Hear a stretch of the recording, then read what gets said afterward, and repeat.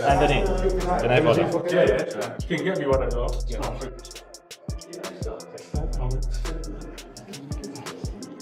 Robert. Oh, sorry, when you done. Yeah, so them ones with the A, Robert. Okay. Yeah. So I'm hearing he's out in camp with Oleksandr Usyk. I'm hearing the same thing. Well, what's that about? He's trying to reinvent himself in many ways. And Anthony Joshua's always done that, by the way. He's always travelled around working with different people. He's trying to rediscover a little bit of that confidence. He's gone to Oleksandr Usyk, where we're hearing reports he's out there, training with Usyk and the team, trying to pick up something, trying to rediscover something. That's very strange, Paul. Anthony Joshua linking up with Oleksandr Usyk in training is where things shift from entertainment to something far more serious. AJ isn't just getting ready for Jake Paul. He's sharpening his skills alongside the very fighter who previously outclassed him. Are you still being trained by Ben Davison, Lee Wiley? Will Ben be in your corner on the 19th of December? So no, I won't be trained by Ben Davison. I said that London's a bit distracting for me. So I was invited to train with Team Usyk. So I've been in Spain. We've been doing some good training out in Spain. And I think he's one of the best in the world. Not I think, he is one of the best in the world. AJ has made it clear that he'll be working with Oleksandr Usyk's training camp, choosing to leave behind his usual routine and putting London's distractions on pause so he can stay focused abroad. That decision alone says a lot. He stated, "I won't be working with Ben Davison. London pulls my attention away. I was invited to train with Team Usyk, so that's where I'm heading." It's not all down to him, it's also down to his team that's around him. So I linked up with them and getting an insight to how someone who's achieved so much has been phenomenal, man. It's been a great experience and it's very challenging. Wow, I did not know that. So who will be your head trainer on the night? Igor. Okay, and how long have you been with them? A couple months now. Couple months? Yeah. In the darkness, in secret? No, it's not a secret. Are you sparring with Usyk? No, I don't spar with Usyk. Usyk's, he's training somewhere else at the minute, but he's been in camp, but he's in and out of camp. Okay. So right now he's training somewhere. We've been putting in solid work, Joshua shared, and right away, you can sense his mentality changing. He's not looking for comfort anymore. He's chasing growth. He praised Usyk as one of the top fighters on the planet and acknowledged the brilliant team guiding him. AJ emphasized that this camp is all about gaining knowledge, sharpening his craft, and taking the kind of discipline only elite fighters operate with. Is that a wise move, Anthony Joshua, into Oleksandr Usyk's camp? Why not? Can it not be? I mean, it has to be a wise move. I think he had a good run under Ben Davison before the Dubois fight, and maybe he feels with that loss he needs another slight change in direction. Maybe he feels that Ben has got Moses and that's his main priority, possibly. I don't know. Fabio's in the gym as well. Yeah, there's loads in the gym, and Fabio and others, and Ben's got his hands full, and Barry, they've got, and Lee Wiley, they've got a huge stable. They're an incredible team. They do things differently, and why not? Why not? Anthony, go and learn from that camp. I think it's an intriguing move. And let's see what happens. Anthony Joshua linking up with Usyk already proved this wasn't some gimmicky crossover event. But then Eddie Hearn comes in talking like he's uncovered a secret advantage. And suddenly the whole situation feels like a high-end heist movie, with AJ walking out the door carrying dominance and a newfound confidence. Eddie's basically saying, Jake signed a contract, and we're more than happy about it, because from their perspective this feels like a blockbuster PPV with real heavyweight stakes. And honestly, he's not wrong. Now we're fighting in an 8-round fight for 40 times more money against Jake Paul. So I love the opportunity for AJ on so many levels. I think it's a straightforward fight, massive profile, you know, and especially in the US. So we can go back into 2026, all guns blazing with Turk El-Sheikh and the plans to hopefully fight Tyson Fury. But in the meantime, we get to wrap our hands, go out there, build the profile a little bit, smash up Jake Paul, make a fortune, and on we go. So yeah, for us, we were very pleased. Their level of calm is almost hilarious, like they're chatting about a light morning run while actually preparing to flatten a wrecking ball. Eddie's framing it as a simple, straightforward matchup, and when a promoter sounds that unbothered, it usually means a fighter has been looking downright dangerous behind closed doors. Joshua is soaking up Usyk's discipline, boosting his conditioning, and then stepping into an 8-round clash where Jake is still out here selling confidence like it's the latest flavored drink on the market. That coming through, signed by Jake Paul, and I sort of looked at it, I was like, oh my God, he's done it. So yeah, look, I have to give him credit. I do think he's crazy. I think he's got absolutely no chance. I think he's going to get smashed to pieces. Do you think Jake's crazy? Yeah, I mean, totally. I mean, listen, for us, we received an offer that was massive money and a really easy fight. We were talking about fighting this week here in an 8-round fight. And look, Jake's self-belief is admirable. But there's something undeniably funny about him labeling AJ as finished, while that same AJ is being built up like the end-level boss in a boxing video game. You can see exactly what's happening here. This is an empty promo talk. This is Eddie setting the stage for Joshua's worldwide comeback, with Jake positioned as the perfect launch pad.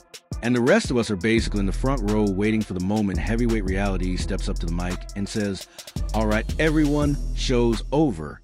This is very real. And, you know, once you get hit by AJ, you'll know all about it. As soon as AJ hits him on the chin, the fight's over. So when that comes, we don't know. But, you know, Jake's improved a hell of a lot. He's done a lot of camps. He's fought boxers. Like he's now become, I used to call him average, but he's become a decent cruiserweight. Decent cruiserweight, right? Not for me, not world class, but you know, a decent. Eddie Hearn had everyone treating this AJ-Jake matchup like some high-end business venture disguised as a boxing event. And before you can even process that vibe, Gareth A, Davies pops up from sunny Miami basically going, "Yeah, this is insane." At that point, I'm just sitting here thinking, welcome to the weirdest heavyweight storyline we've had in years. We all know exactly what this is. A full-blown spectacle where fan interest is sky-high, but the logic behind it is jogging somewhere miles behind. Gareth labels it strange. I call it heavyweight roulette. One moment people are certain Joshua cruises. The next... It's very hard for him to say no to this if he didn't want the money, but he wants the money, and you can't get away from that. It's a big money heist. He ought to put Jake Paul away quicker, or maybe has to put Jake Paul away quicker than he did Francis Ngannou in 2 rounds. And that was the former UFC heavyweight champion we were talking about there. So it's a lose-lose for him unless... And the pressure sits squarely on Joshua, because if he looks relaxed, everyone yells mismatch. And if he comes in a bit measured, people start acting like Jake just unlocked some hidden power-up. That's classic boxing internet logic. Undefeated in being dramatic and completely unreasonable. But here's where it actually gets interesting. Gareth frames this whole thing as a no-win situation for AJ, but I see it as a potential shockwave in the heavyweight spotlight. If Joshua handles business the way most expect, this could spark a massive surge in his global profile. In many ways, I think there's a lot of pressure on him, weirdly, because there's so much interest. I mean, it's exploded since it was announced, because it's anomalous in many, many ways. There's a danger, though, Gareth, and if he damages him badly. Exactly. That will be bad for him, bad for the sport, and probably the end of YouTube boxing as we know it. Yeah, look, people want to see him. I think a lot of people who like boxing want to see Jake Paul put in his place, but no one wants to see him really hurt. You got Joshua, the polished veteran carrying the weight of his legacy, facing off against Jake Paul, the unpredictable wild card. Every press conference is dissected like it's a trailer for the ultimate boss fight. This isn't just a regular matchup. It's 2 very different worlds crashing together. Whether you're a fan, a skeptic, or just along for the chaos, one thing is undeniable. When that bell rings, the theatrics end. A warm-up fight. This is a circus act. This is a freak show. So this is a money grab, and it's nothing more than that. So I think both Fury and Joshua get in the ring and have a warm-up fight, if you like, which I don't like. I think they should just be fighting each other, and then they'll meet in September, we understand. Just when Gareth had us wondering if this matchup is more circus than sport, Wade Plemons steps in and shines a spotlight directly on Jake Paul's mindset. And honestly, this is where things get really interesting. It's no longer just about courage. We're talking full-on main character energy. May be where his delusion finally leads to the end of Jake Paul's career. Because delusion in this business can get you hurt real bad. And I think for the first time, Jake Paul's delusional idea about how good he is in the sport and what he can do may have led him a bit too far. This is the first time where Jake is in real. Here's the part that's equal parts hilarious and intimidating. Wade nails it when he highlights that Jake's "I'm that guy" energy might soon collide with reality. Big time. He's not going up against some sloppy sparring partner. He's facing a heavyweight who treats right hands like eviction notices. And Jake calling AJ stiff? Honestly, that's almost adorable. One is the one where I think he went too far trying to convince everyone that he will do the unthinkable and has done the unthinkable. And I just don't see how he hasn't put himself in the most dangerous, most health risked spot, life-threatening, legitimately, spot of Jake's career. And I mean that word life twofold. I mean his boxing life, and I mean potentially his actual business. What makes this even crazier is the pressure Joshua is stepping into. If he toys with Jake, everyone cries embarrassment. If he finishes it too quickly, it's suddenly a mismatch. Meanwhile, Jake is running this like his own superhero origin tale, talking about destiny, while the boxing world quietly sharpens a reality check. So yeah, the only thing you're banking on is he doesn't have a chin. This could be the most rude wake-up call I've ever seen in boxing. Legitimately. This could be one of the most damaging fights you have ever seen in boxing. Career-ending, life-altering. I'm not saying that as a joke. I legitimately think that could be a possibility at play, which is why, again, you have to give respect to Jake for... And that wraps up today's video.